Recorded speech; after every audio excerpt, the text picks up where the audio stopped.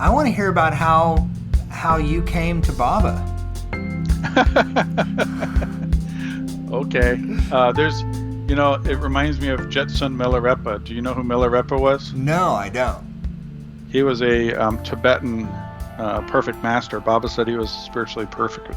And Jetsun Milarepa was asked the same question about, how did you get God realization or something?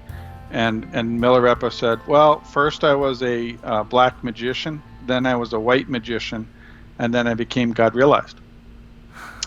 And the disciples were like, come on, you got to tell us the story. You can't leave it like that, right? So it's like that. Like the short version is when I was 16, my dad committed suicide. And I was confused. I was deeply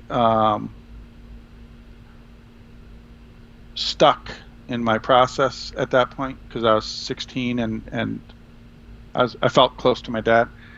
And after about 6 months of smoking marijuana and drinking alcohol, I turned to my heart, actually. I turned within and I said, what is wrong with me? And the answer I got was, you don't know how to do this part, and you need a spiritual master. You need a guide, a spiritual teacher, a spiritual master to help you get through this phase. And I started looking for my spiritual master right there in New York City. I went out from my apartment, walking up and down the streets, looking at every face, every expression of everybody I encountered, looking for my master. And 2 weeks later, I met somebody who introduced me to Meher Baba. And so Baba came to me.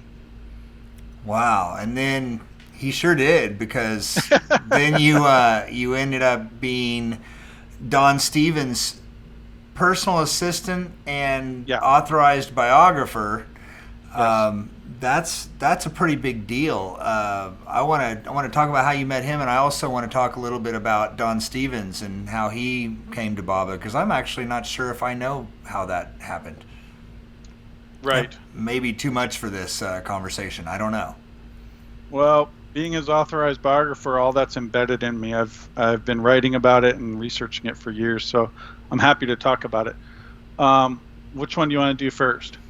Well, let's start with Don. Let's start with Don coming to Baba, and then we'll sort of figure out where you fit in there with, because I imagine Don was with Baba before, obviously, you guys linked up. Oh yeah, Don was with Baba since 1945.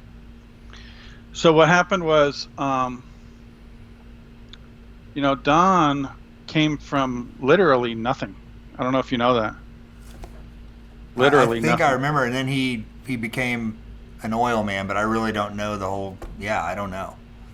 It's an unbelievable story. But Don was the youngest son of a family from Imlay, Nevada. And if you research Imlay, Nevada, even today, there's almost nothing there. And at the time when Don lived there would have been really nothing there.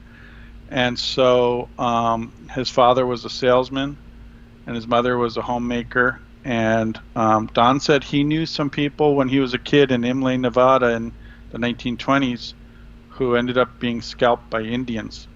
So it would have been a very different experience. While he was alive. Yep, in 1920s Nevada. Now that's what he said. That's one of the stories. But there's so many stories. So what happened was eventually his family got out of Imlay. His father died when he was young. His family got out of Imlay and they went to Galt, California, which is also not much to speak of. And by Baba's grace, a whole series of events unfolded, and eventually he was able to get a scholarship and involved with a school in Los Gatos, California, called Montezuma School for Boys. And that enabled him to have sort of a foothold, and his first spiritual mentor was the one who ran that school. And they called him Prof for professor. Hmm. This is all in Don's biography. Anyway, that's quite a great story. And as he got older, of course, he got to the point where he went to college, and he went to Black Mountain College in North Carolina. Black Mountain is a very famous experimental college, which is no longer operational, but there's quite a few books and websites about it. It's very liberal and creative college experience. It was a little too liberal for Don, and he ended up going to Johns Hopkins, where he graduated, with honors in the chemistry department. And it was because of his chemistry that he was able to get hired by, at that time called Standard Oil of California, which became Chevron and a few other companies. It was asked to split up into many companies because it was too big. But while he was working at Standard Oil, he was in therapy with one of the students of Carl Jung. Her name was Catherine Alstrand, and she was a great Jungian analyst. And Don started expressing many things to her about his experiments in psychic and spiritual things. And she said, you might really enjoy meeting a friend of mine. She's the head of a Sufi group, and that, of course, was Murshida Rabiam Martin. And so Don said, yes, that would be nice. So he met Murshida Martin and became a murid, or disciple of hers, in the order that she was running, which was Hazrat Inayat Khan's Chishti order. So he was a Sufi under Murshida Martin. What had happened was Murshida Martin, being a genuine Sufi, when her master, Hazrat Inayat Khan, died, and by the way, Baba indicated Hazrat Inayat Khan was spiritually advanced, so we could talk about that. But when Hazrat Inayat Khan died, it left her in a bit of a masterless position, and she wasn't God realized or anything, so she needed guidance. And so when he passed away, she immediately started looking for her next master, her next guide spiritually. And she found, through contact with Norina Machabeli and Elizabeth Patterson and others, that Meher Baba was the genuine master, the genuine teacher for the world. And before she ever met Baba physically, she wrote to Meher Baba based on her inner contact with him and her inner knowledge of who Baba was and is. And she said to Baba, I know who you are, and I need your guidance, and would you please guide me spiritually? And Meher Baba wrote back to her, yes. And then she wrote back to him again and said, I have this Sufi group that was given to me by Hazrat Inayat Khan, his order. Would you guide my order as well? And he wrote back and said, yes. So that became the beginning of what we now know as Sufism Reoriented, but there was no Sufism Reoriented yet. It was just the very, very beginning where she offered herself and her order to Meher Baba. And so when she had Meher Baba's yes, she called all her students, they're called murids, together, and she told them all, I have given myself to Meher Baba, and I've given this whole order to Meher Baba. So I'll give you all 2 weeks to make up your mind whether you want to continue with me under Meher Baba's guidance or go your own way, and I will release you from your vow. Wow. I know. That's amazing, too, that she picked up spiritually him being incarnated as a human being on the planet and accepting that. I mean, so many spiritually sensitive and intelligent people come to Baba. I've always been so moved by that, That's incredible. She was the real deal. And so she recognized him sight unseen. She had not met him. And so Don said that he was there in that meeting where she said, you have 2 weeks to decide. And it threw him for a tailspin. He was in a tizzy. He told me this. He said, I hadn't signed up for Meher Baba. I had signed up to be a Sufi under her guidance. I had never signed up for Meher Baba. So he didn't know anything about Baba. And then he started reading about Baba. This is how he would talk to me about it. he said, I started reading about Meher Baba, and there was almost nothing to read because it was 1945. There was almost no books. God Speaks hadn't been created. There was almost nothing.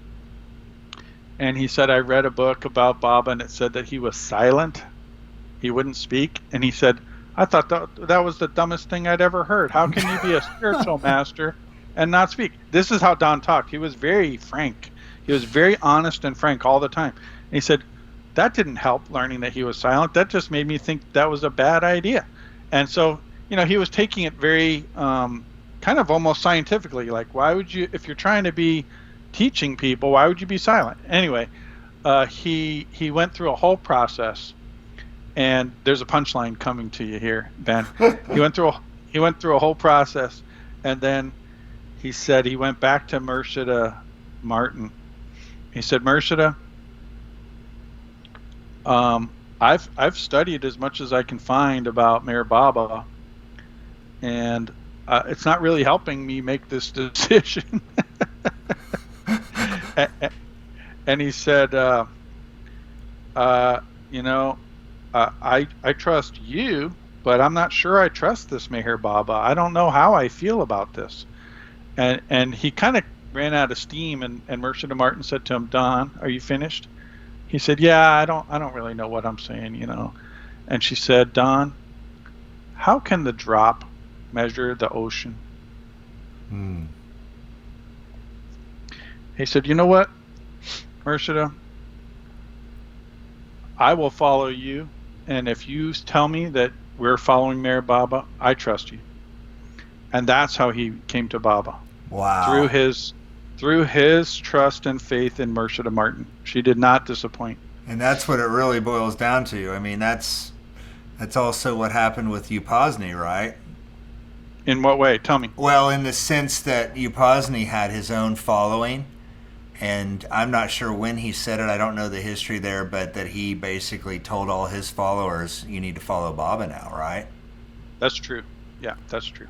Yeah. Yep. So you mentioned something about her master. I mean, maybe a little bit about him. I'm not even going to try to pronounce the name you just said. Hazrat Inayat Khan. Yeah. Hazrat Inayat Khan, Baba said, was on the fifth plane, and Baba called him a great Sufi and a great starter. He started the movement that became Sufism reoriented, and he passed away too soon in the early teens. So like I think it was like 1917 or something like that. So it was like right around the time Baba was manifesting as the avatar. Hazrat Inayat Khan just left the scene. So that's what happened there. Wow. Wow, wow, wow.